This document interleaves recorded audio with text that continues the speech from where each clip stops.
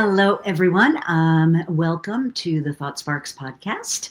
I'm Rita McGrath. You probably knew that. And my guest today is Sylvia Acevedo, and she can tell us more about how her name came to be that, who has had a really illustrious career in tech and just an amazing ascent from a dirt road town to becoming a rocket scientist, then to becoming a tech executive, the CEO of the Girl Scouts, and for our purposes today, the author of a wonderful new book called The Trailblazer Playbook.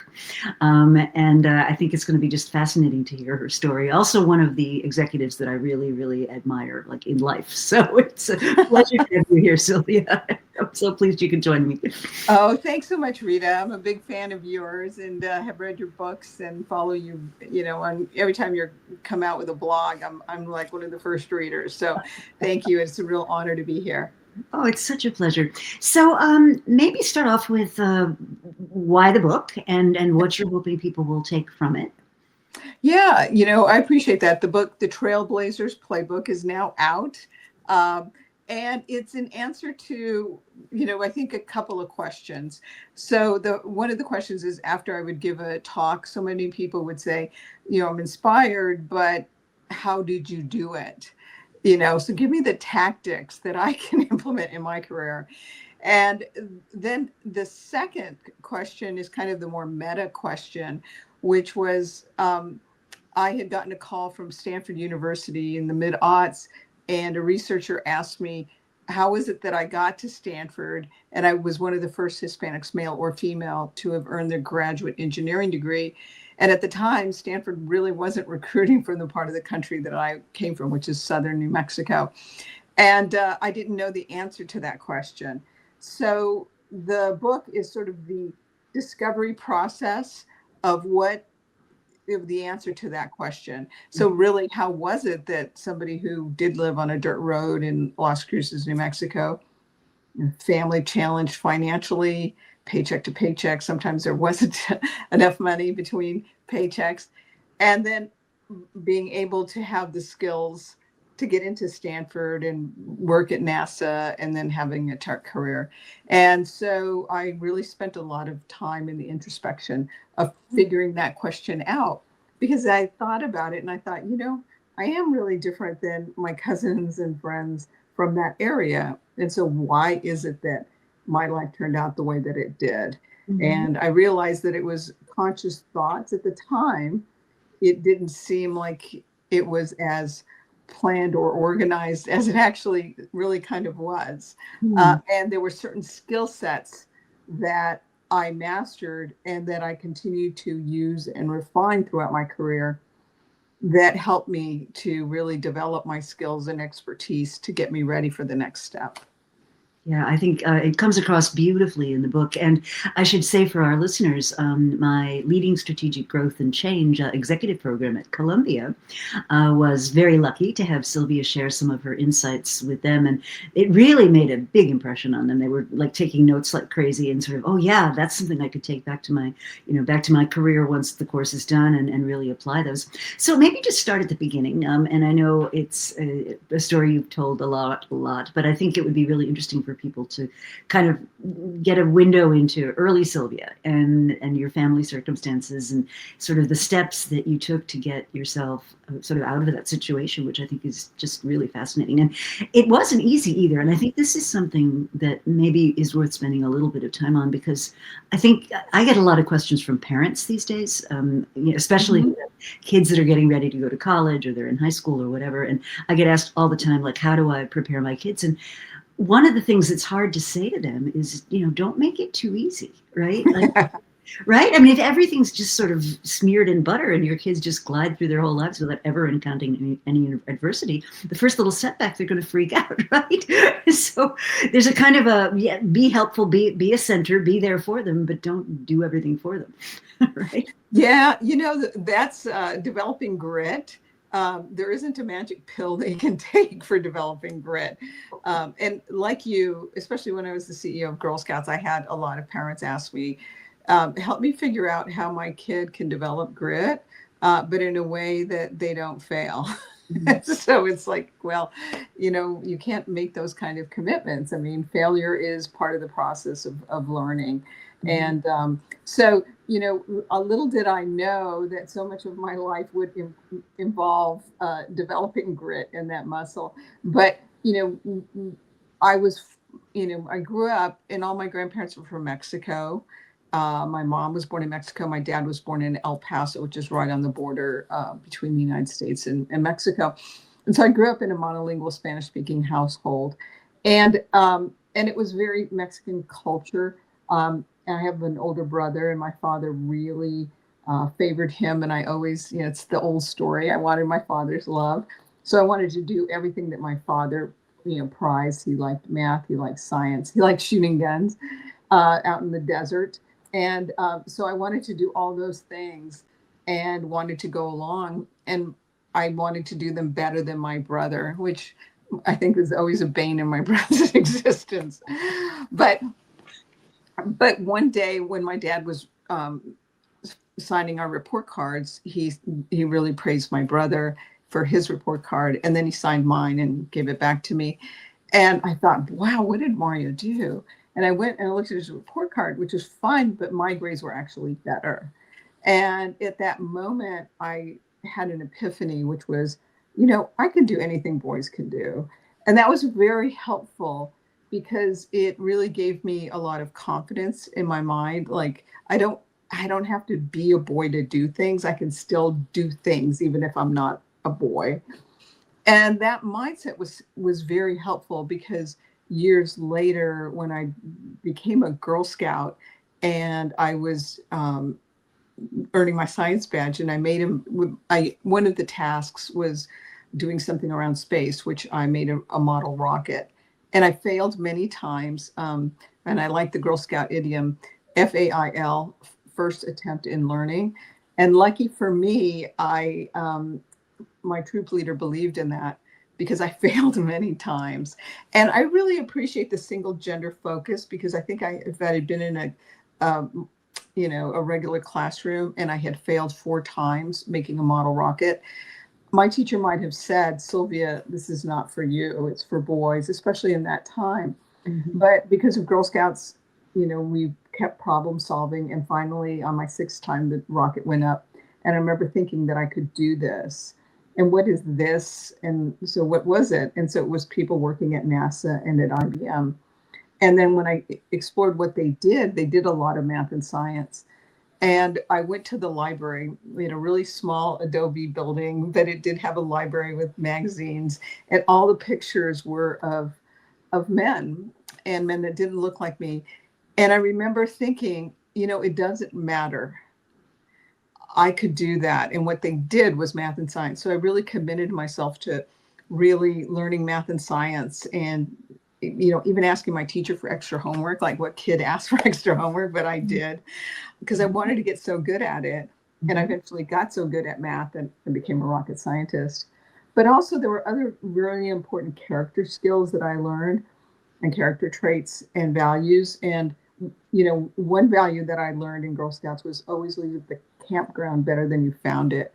Mhm. So what that means is, always try to improve, make the world a better place. So that mindset was, inside of me from that very young age. And then the iconic cookie program helped me learn 2 skills. And well, the first one was how do you create opportunity? And this skill is really a valuable skill because when you break it down, Rita, it's, yes, you set a goal and you break it into smaller pieces, and then you work really hard to get each step. And when you run into trouble, you ask for help. And what I've learned in my life, it's like at that young age, that was a really big idea because I realized that's how people were living different lives than we were living. They were making their dreams come true.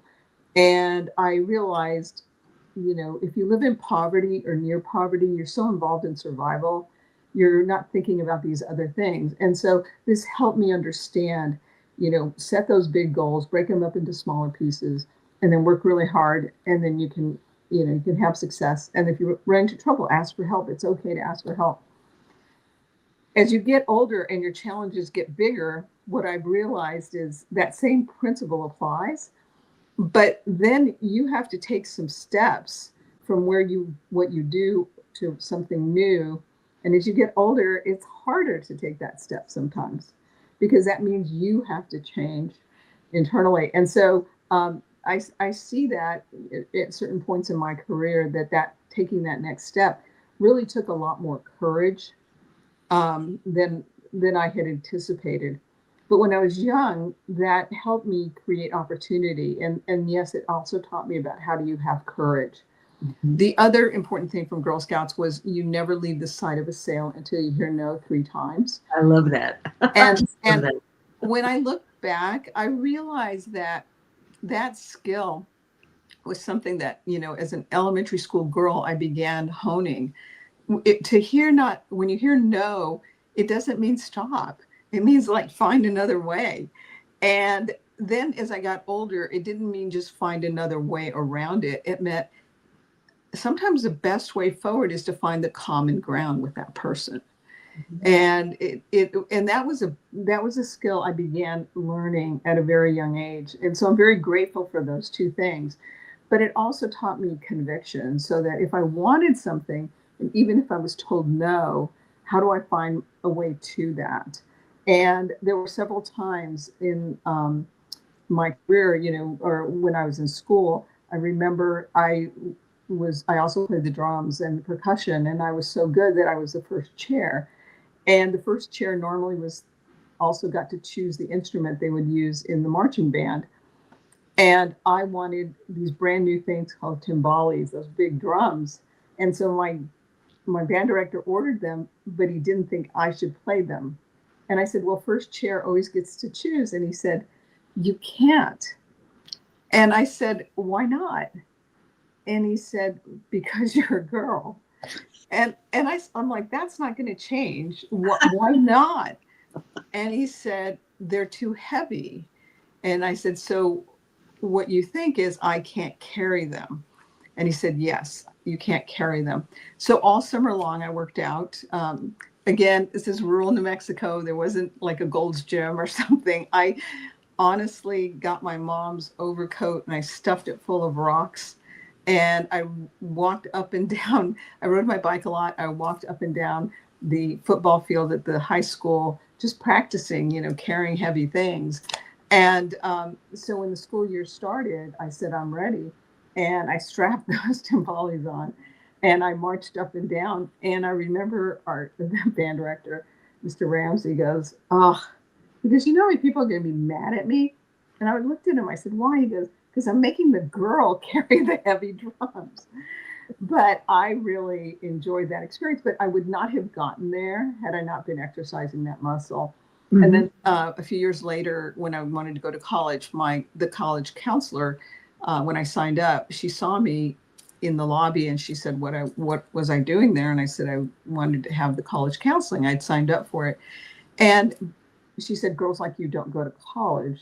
Wow. And statistically, she was correct, but no educator should say that. But remember, at that time now, that was just my first no. So I just walked into her office.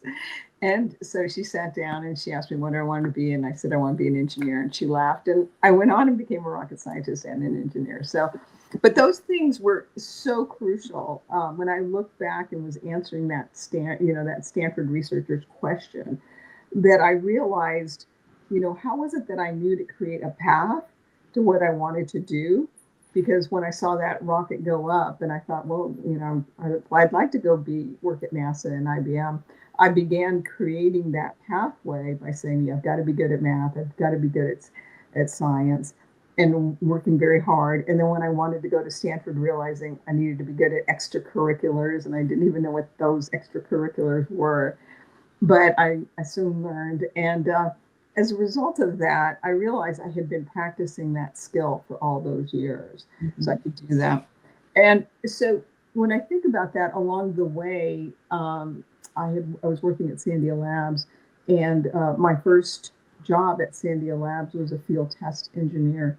And there were no bathroom. There'd never been a female at all. And you weren't part of the, because it was field test, we weren't part of the main Sandia Labs office area. You were separate. And in that separate area, they never had any women. So there were no women's bathrooms. And so when I showed up, they weren't necessarily excited that I showed up, but this is what I wanted to do. It was part of my path. And when there wasn't a bathroom, it wasn't even, it wasn't like you can go ride, to the, because at Sandia, you had to have a certain kind of security clearance to get to that other area. And I didn't have that yet. I couldn't even go to their bathroom. So I had to go find other bathrooms. And I just brought a bike in to work, and I showed up every day. And finally, after 6 weeks, I wouldn't drink much water. It was the desert, but I wouldn't drink much water. And I remember always coming home and just drinking so much water at night. But I didn't give up. And after 6 weeks, they showed up and a brand new porta potty that said hers was on it. And I think had I not had those years of, okay, how do I work around it? What do I keep doing? That those muscles helped quite a bit. So then when I finally, worked at NASA as a rocket scientist, which was a great experience for working on the Voyager 2. But then it was also at the time where after that, I really saw technology taking off, and I went to Stanford University and got my master's. But then I couldn't get hired, Rita. At a very famous company, which is a good company. Literally the guy came out, he looked at me in the lobby and he said, "You don't look like a Stanford engineer." So I pretty much knew at that point, no, I don't know. I don't think he's going to hire me. But all my classmates got jobs at companies like Apple, at Tandem, Hewlett Packard, Intel, LSI Logic. They were all getting jobs. I wasn't. I ended up redoubling. People used to kid that I would like go to the opening of a postage stamp. Like I went to everything. And finally I got a job as a facilities engineer in IBM, and in South IBM, kind of a little bit further away from the heartbeat of Silicon Valley in Santa Clara, where a lot of my friends were. But it didn't matter. I got my foot in the door. It wasn't the exact job. But again, I really applied myself like that young kid. How do you do that extra work? Raise my hand, just throw extra work my way. And I finally got an opportunity, and I did, to work on a very key component. And I applied a lot of innovative ideas. And I showed two ideas, one proposal, the way it was always done, which was what was expected. I could have just stopped there and just said, "Here, I did what you told me to do, and here it is." But instead, I put it on CAD, which was new at the time. I also asked the workers on the line how it could be improved, and they had some really great ideas. I incorporated that in the CAD drawing. So then when I then showed it, the main manufacturing boss looked at them, and he said, "We always do it this way. This looks innovative," which I didn't think about at the time. And he goes, "We'll try it." And because they implemented it very quickly, production really shot up in a very short amount of time. I was fortunate, and that turned out to be one of those opening moments in my career, because IBM, I didn't know it, but was about to build a massive plant. And I still remember it, 765,000 square feet, size of a small shopping mall. And he chose me to be the lead manufacturing facilities person.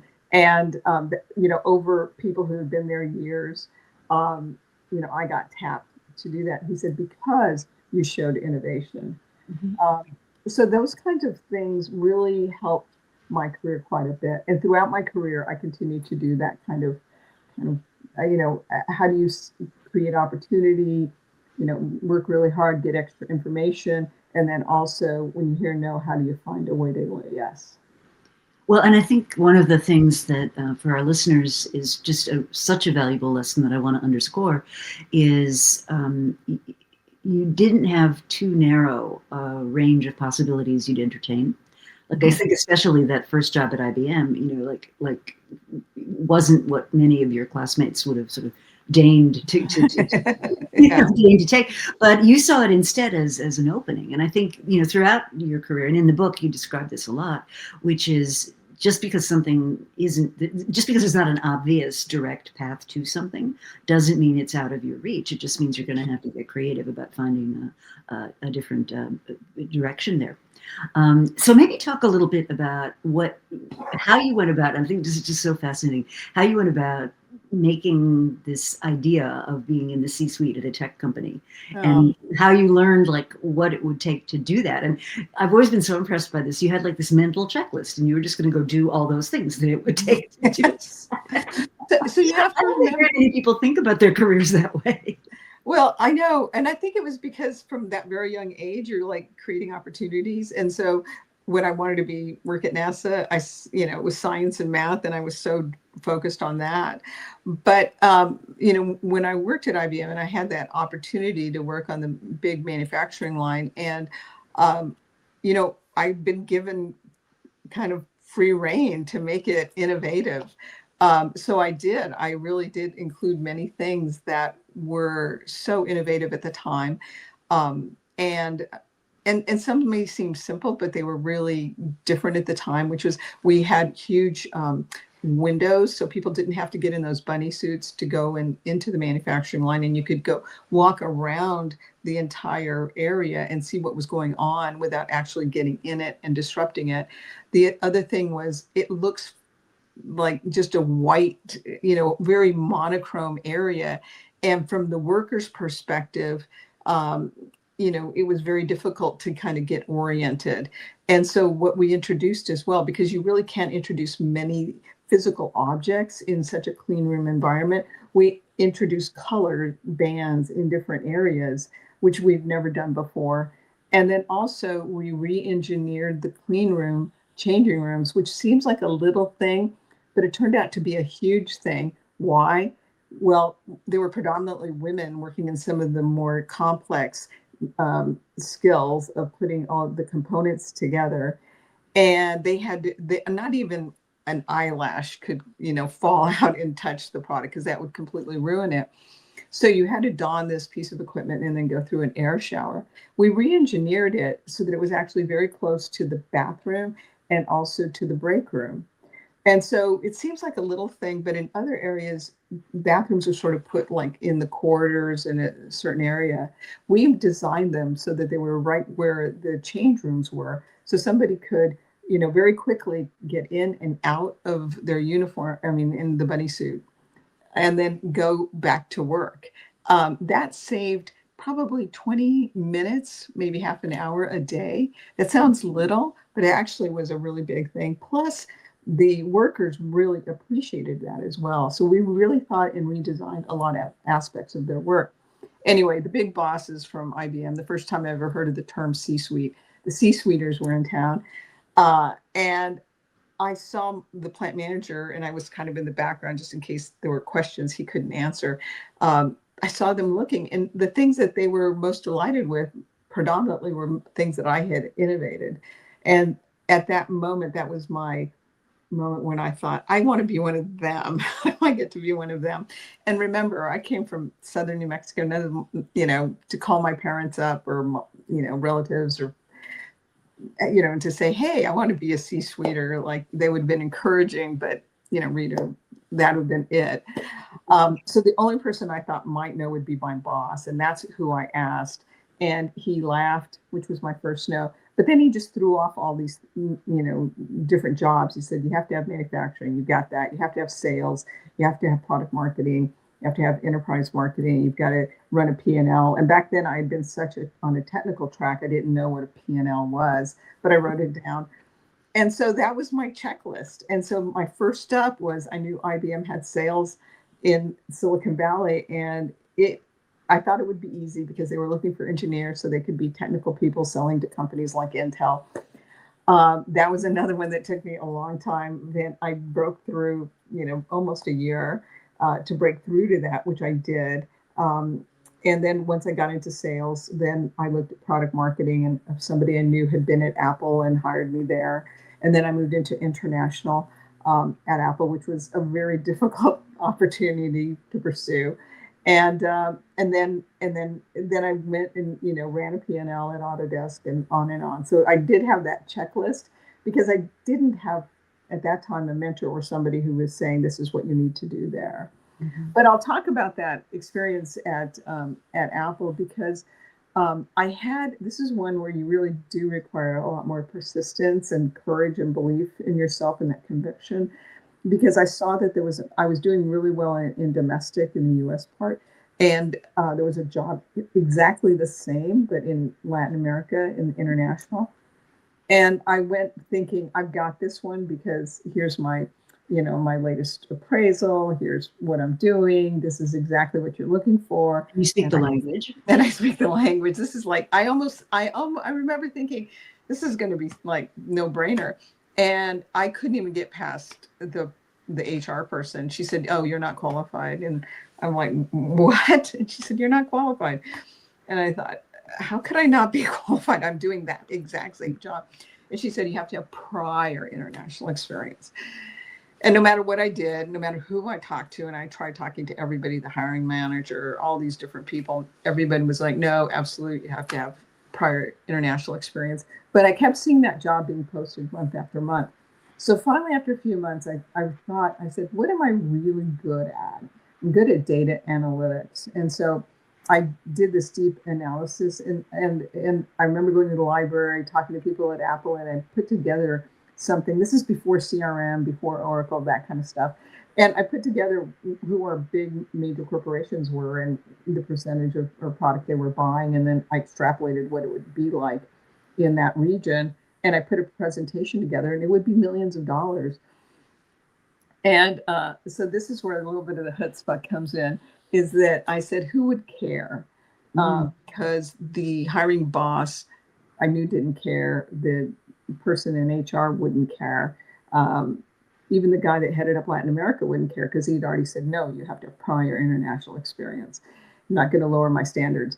So then I went to I found out who was the head of sales. I knew he would care for all the regions.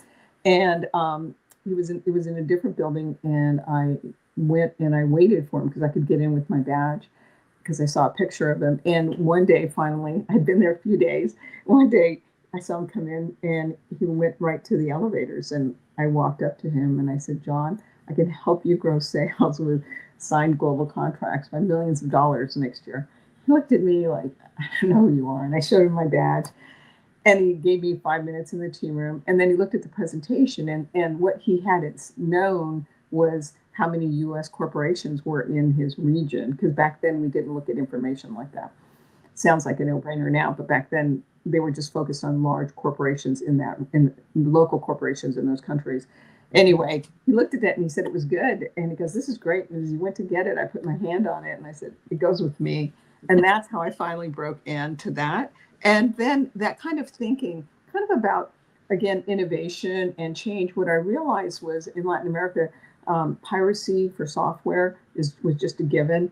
And they were selling hardware, and they just thought, here's my tunnel vision. We're a hardware company. There's this other thing called piracy. We can't do anything about it. We're not going to go hire lawyers and be punitive. We're just going to focus on what do we need to do, sell this hardware. But I knew a better solution would be the software as well.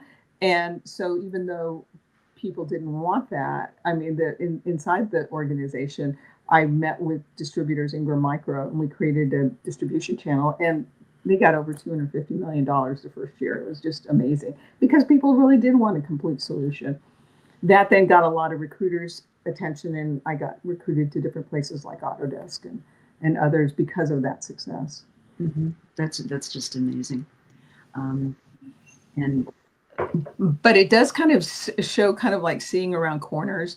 Like sometimes it's kind of obvious, or you think a wall is, immovable. Like you think piracy is just an absolute, you can't do anything about it. Mm-hmm. But I found that major corporations wanted real software, and you need to create a legitimate channel for it. And so, I did that a couple of times. I also did that in Autodesk. And so it was, it's important not to give up when you think, oh, we can't do anything about that. But actually, how do you reframe an opportunity? How can you think about going at it in a different way? And we had tremendous success. Mm-hmm. So let's talk a little bit about, failures. I mean, we both had plenty, and I think my friend Amy Edmondson talks about 3 kinds of failures, right? So there's the basic ones where you overlooked something, or you were careless, or you were rushing, and we want to learn enough to get past those. And then there's the systemic failures where you really a lot of things can kind of domino and things go terribly wrong, and you really don't want those either. But then there's these intelligent failures where you couldn't have learned what you needed to learn unless you tried it and it didn't work out, and that then revealed something that maybe would work out.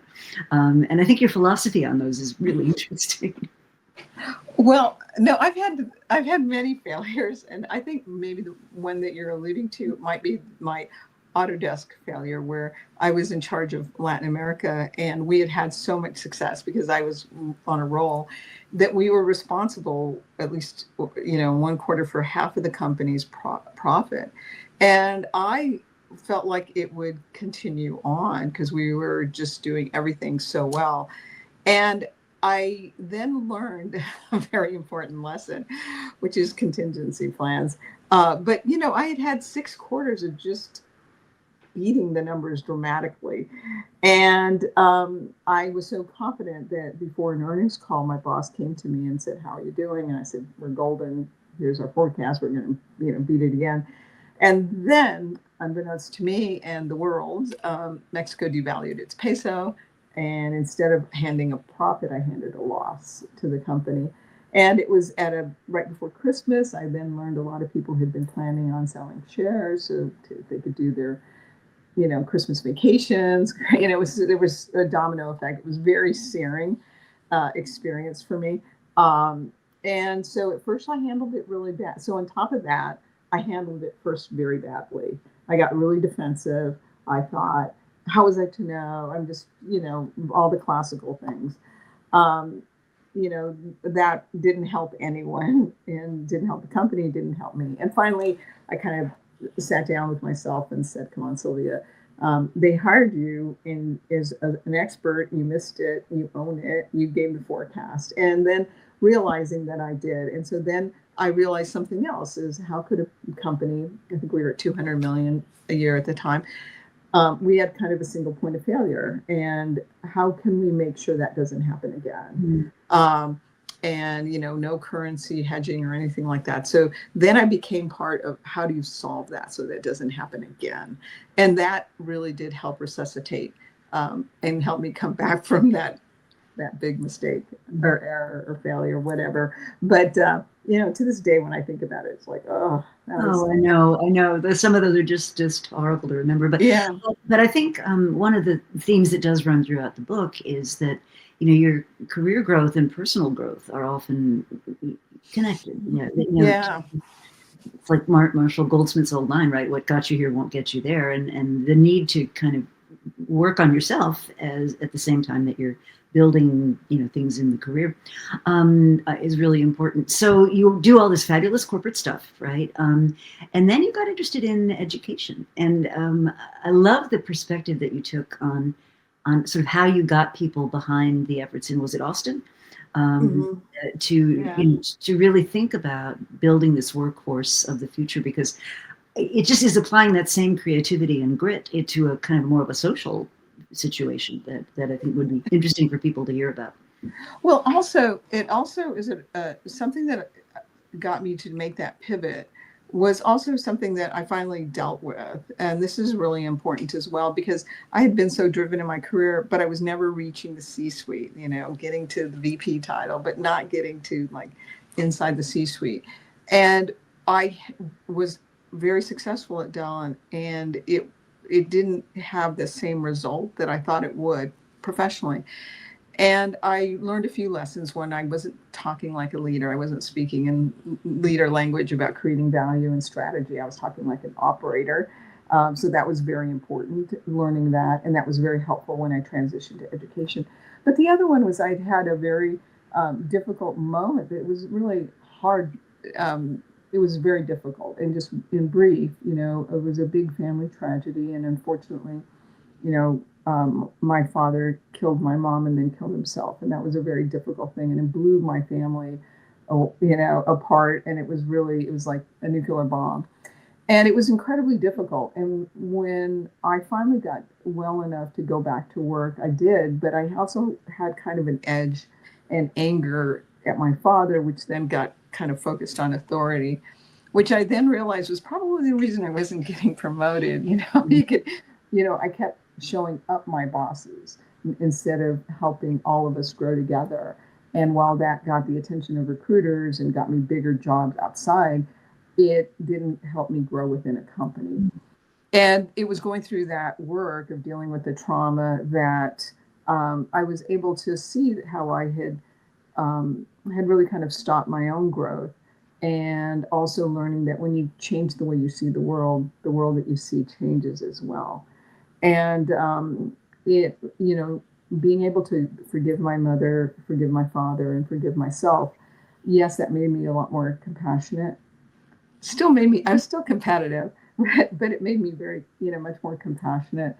And there was an opportunity where around that time where a neighbor had asked me to tutor someone.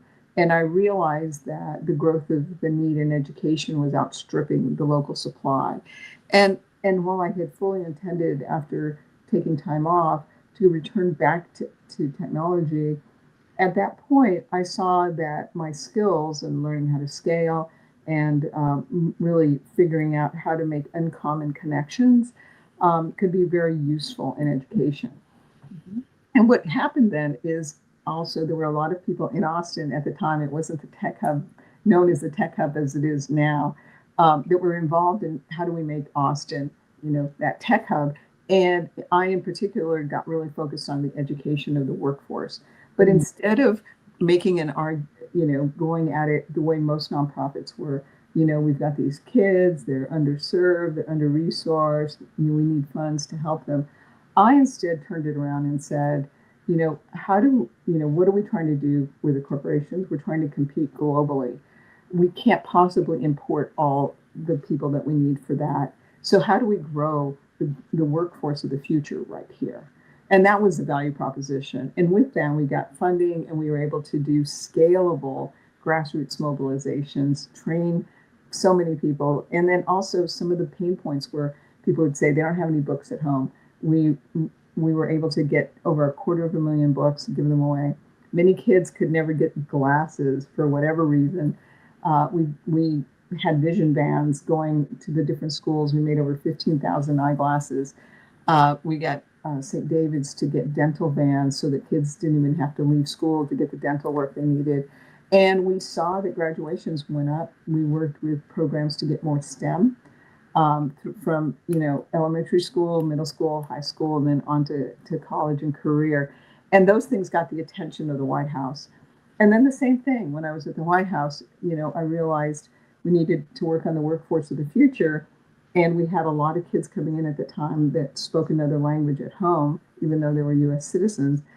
And so, how do we use that language to help them learn English quicker? But at the time, the US only would pay for a single language training. So you try to learn English by people speaking English to you, rather than using the language you already spoke so that you could learn English quicker. And I made the proposition to Health and Human Services, the military, to say, would it be helpful to you in Health and Human Services if kids learned English quicker by using dual language? And they're like, if you can get kids to learn English quicker, this is great. And the military in particular wanted kids who could speak native fluently more languages than just English. And so they said, absolutely, have kids keep their home language, but also learn English quickly. So with that grouping, I was able to get dual language policy changed. But the value proposition wasn't, we want to teach dual language. The value proposition is, help me help you with your objectives in Health and Human Services and military, keeping us safe from those who will do us harm. And with that, we were able to change public policy. against stiff opposition. Oh, yes. Oh, yes. But I mean, I think this is part of what you try to share with people in the book, which is this question of who cares, I think is so important, because so often people don't really think broadly. So in the class I was talking about, I always teach a session on politics, positive politics, and I make the case that if you're going to make change happen, then you have to influence people to take actions they would not take absent your intervention. And, if you think about politics that way, you can think about it as being a necessary change agent. But one of the things that I always find people don't do enough of is really mapping out who the stakeholders are. Who cares? Like, who really cares? Who's in this world and who would really benefit? And a lot of times the beneficiaries don't know that you're doing anything. They don't know they would benefit yet. And so part of your job there is to mobilize them. Yes, absolutely. And I think it was back, Harvard, looking back to my Girl Scout cookie experience, hearing those no's. When you hear a no, at first it was, how do you find another way? But then it was, how do you find common ground? And so by the time I got to the White House, I'd had decades of experience of, how do I find common ground here to move it forward? And there were some departments I couldn't find any common ground. They wouldn't even entertain the conversation. But with others, they, when you figured out what mattered to them, right, then you were able to move it forward, which is exactly what you're talking about. Oh, it's so crucial.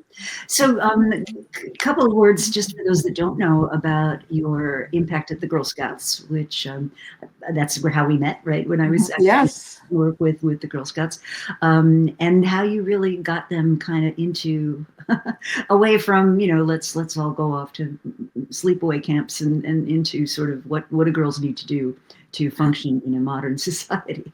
Yeah, I have to credit a father. When I first became the CEO, he said to me, why should my daughter join? She's just going to make macaronis, necklaces, and sell cookies. And so I realized the value proposition needed to be, what was she going to be getting from this experience?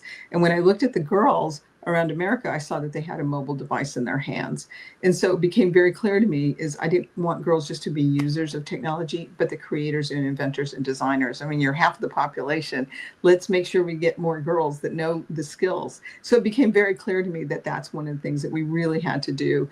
And then lucky for me, or maybe that's how I saw the world, coming from technology, I was able to really focus in technology and look at companies who needed a workforce that was largely U.S. Citizens. So that would be, and that they largely had defense contracts. So that focused me on cybersecurity. And that was the first area we really did a deep dive in. And it turned out at the time, they only had 8% women in that.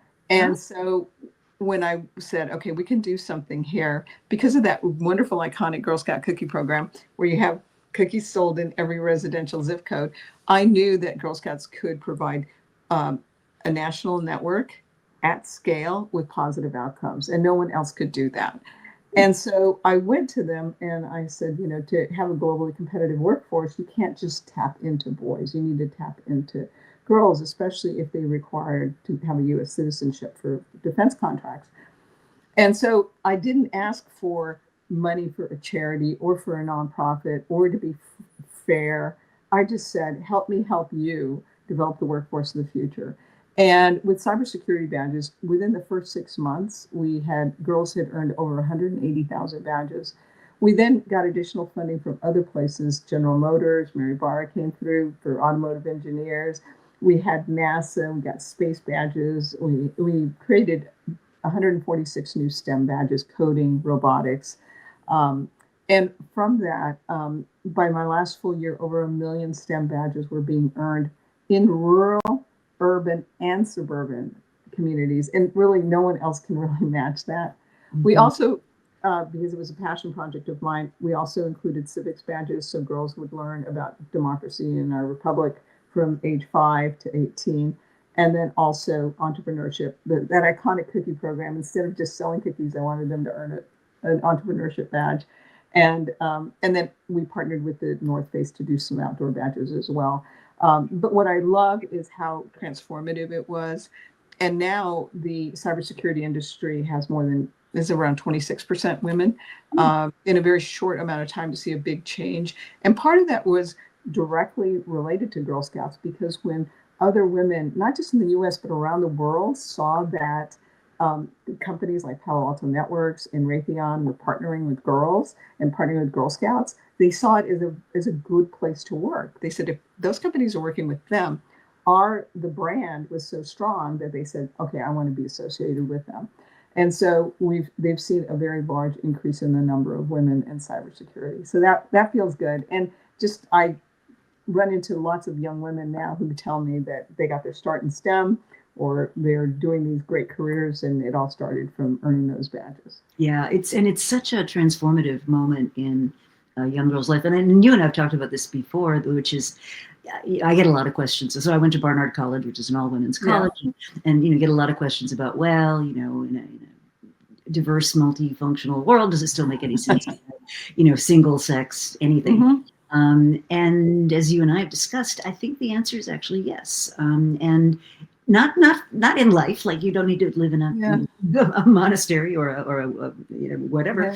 But I think that there's a period of time when what you're learning, and girls do learn differently than boys do, and this has actually been studied. And so if you kind of mishmash them together, it's not working for either one. And we're seeing this now with young boys in school, right? The girls are outperforming the young boys because many of the schools are not set up to deliver learning the way boys like to learn.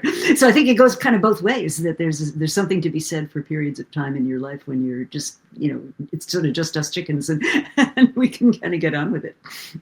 You're absolutely right. It especially with STEM, turns out almost all STEM education in the US was designed around what interests boys. Right. And then your other corollary is, like, in the classrooms, it's like, so how do you teach it and girls stay motivated? And then that kind of leaves boys behind. So I think there's a lot of merit for single gender programs for young people, especially for children. I really think there's a lot of value for that. And it turns out for a lot of girls like that, it's like you can fail, and you can fail repeatedly until you finally do it. And if you're doing something that's non-traditional, you might not be allowed the failures. It's like you have this talent or you don't. And if you want to build it, you're not given that leeway. So I'm very fortunate that was my experience. And so when I was the CEO, I worked very hard to make sure that we gave that same experience to lots of girls. And then a nice kind of ending, like one of the last speeches I gave before COVID hit was in Birmingham, Alabama, and this family was waiting for me to talk with me after my speech.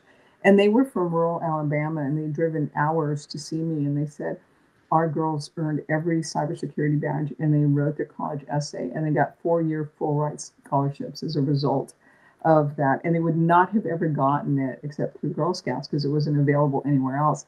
And it was a real full circle moment back to that young girl from a dirt road that got that experience of the rocket and learned those important skills. So I really appreciated that. That's wonderful. That's just so great to hear. So bringing us to the current moment, you're now on boards. So, and one of the most significant figures, in the whole chips fab, that world, right? And in fact, I was just at an event talking to a person at Qualcomm who's just a huge Sylvia fan. So here we are in the US. We've allowed some of our leading companies to make some really terrible commercial decisions. We've given a lot of leadership in some of this to other, companies from other countries. We passed the CHIPS Act. All this stuff is going to come back, but where do you see some of the issues with that? I'm on 2 semiconductor boards. So one of them is Qualcomm, the other is Credo Technologies. And when I read the CHIPS Act, seeing it as very germane to my work, and I realized that so much of it was focused kind of on an automotive manufacturing mindset, and that you kind of build the factory and, other people can run it. But I realized with the type of expertise that you need for the state-of-the-art elite manufacturing, like can only be done in Taiwan or maybe in Korea at Samsung, we didn't have anything at that time that rivaled that. And if we built the manufacturing facilities and filled it with equipment and had people working it, who was going to be the leader? And and I realized that we didn't have that executive talent. So here we would build the factories and we'd have expats running them, which was kind of counter to the whole idea of the CHIPS Act. And so one of the things that I've said about working with the Global Semiconductor Alliance, and we have a great CEO, Jody Shelton, and I brought this idea up and we were able to populate it. See, but by this time, I kind of understand how to talk about the value proposition. And so we got support of saying, how do we create and accelerate an executive curriculum so that we can have homegrown talent? So when the manufacturing buildings are built, the fabs are built, we've got local talent that has the background in, the financing. These things take billions of dollars. The supply chain, the working, which is a global supply chain, working with the different equipment, the standards, and then also having the customer, relationships and the acumen as well as the financial acumen to run these profitably. Well, with that, within a year we developed the curriculum, got it funded by two CEOs of the tech industry, Matt Murphy at Marvell and Lisa Su at AMD. And already the first cohort, I think, is finishing, and we're starting a second cohort. And that is less than a year and a half in timing from idea to execution. But it matters quite a bit because you realize you need to have that executive leadership, homegrown, who can run those important chips. So it does require being in the semiconductor industry. Every day you're going to read something in the media, whether it's rare earth situation from China, right? Or, strategic tools that you can only get from the Netherlands, to all sorts of issues. So it is an industry that requires a lot of geopolitical expertise, but also a real, focus and understanding to stay on top of the current events of what's happening. Well, and even TSMC's plant in, is it Arizona? Mm-hmm. They're really having some teething problems there, and I'm not sure we've kind of gotten to the bottom of what that is, but you can't just pick the thing up from one part of the world and plant it. No. What's going on, right? Yeah, it's been really well reported that the timeline has taken longer than they thought. And I think kind of an indication of that is, as I understand it, there are nonstop flights now between Taiwan and Phoenix. So you realize that there's a lot of expertise that we still need in-house or locally in the US. But it's an exciting industry to be part of at this point in time. Mm-hmm.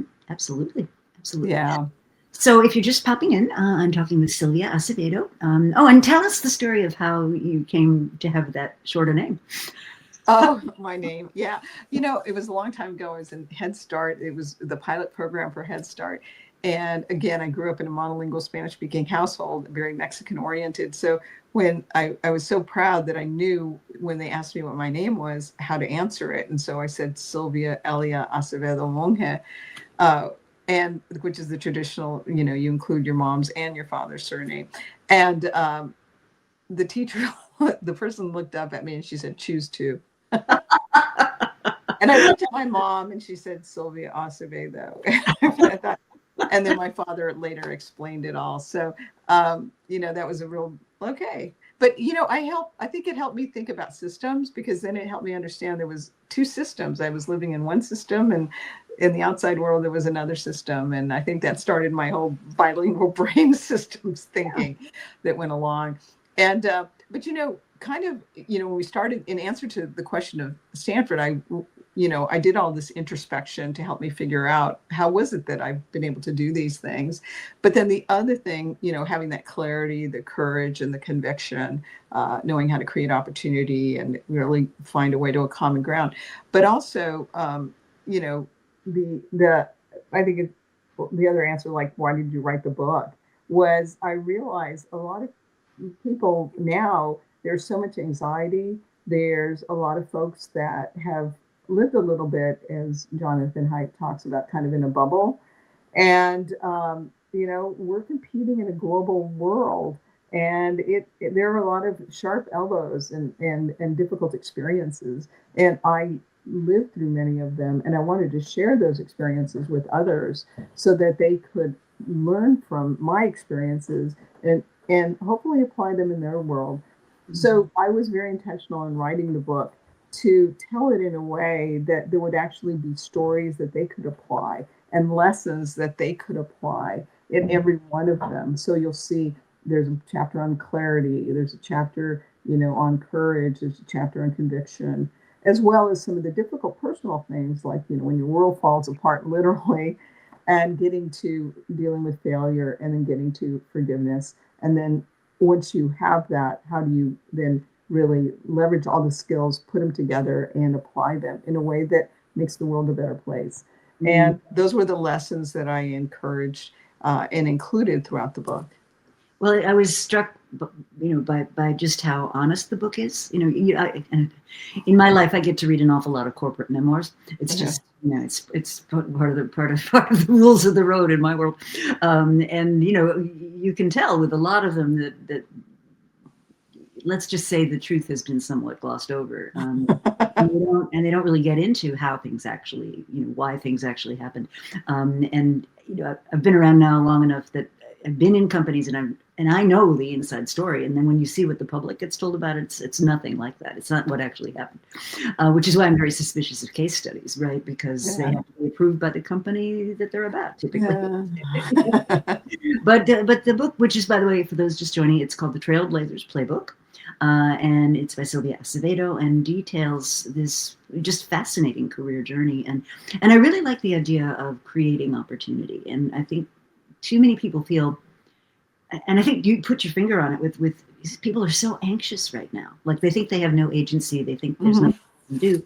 And I think one of the big lessons for me from the book is there's always something you can do, right? Yeah. I mean, it may not be the thing you wanted to do. It may not be the thing that's the easiest thing to do. It may not be the thing that takes you directly to where you want to be. But there's always something you can do. You can take action in some way, even if it's small, to kind of get back control and get back that sense of agency. And I think that's so important.